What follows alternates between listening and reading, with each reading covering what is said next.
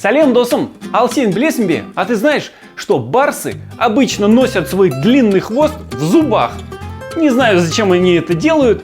Ученые тоже точно не знают, но смотрится смешно. Хара, смотри. По-казахски барс будет барс. Это красивое животное занесено в Красную книгу. Красная книга Кызыл кітап. Кызыл кітап записаны насекомые, птицы, рыбы, животные, растения, которые находятся под угрозой исчезновения. А значит, им нельзя причинять никакого вреда. Давай сегодня полистаем страницы очень важной Кызыл кітап. Помнишь, я уже рассказывал про кызгалдак и байшешек, тюльпан и подснежник. Их нельзя срывать, потому что они занесены в Кызыл кітап. А это кувшинка, тонгык. Этот цветок тоже находится в Кызыл кітап.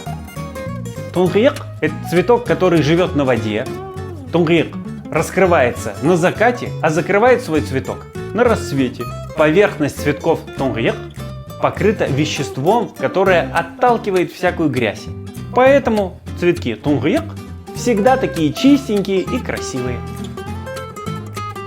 Алсен, білесің бе, кого называют царем зверей? Ну конечно, это лев, Арыстан. Он тоже занесен в Кызыл кітап. Охотиться на него запрещено. Ал-Мнау, Емен, дуб. Это дерево называют царем среди деревьев. Емен очень медленно растет. Емен долго живет.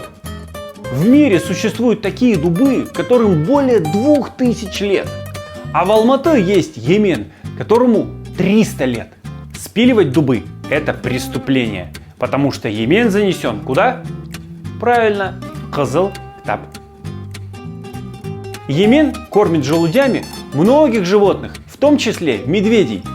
Мнау медведь, Аю. Он тоже есть на страницах Кызыл кітап. Аю может всю зиму проспать в берлоге.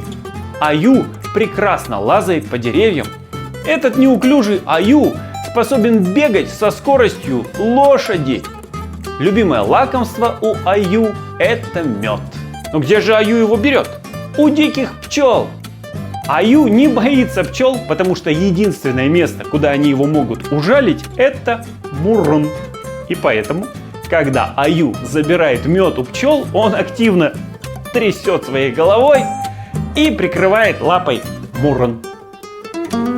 Этот казахта әлем очень интересен всем.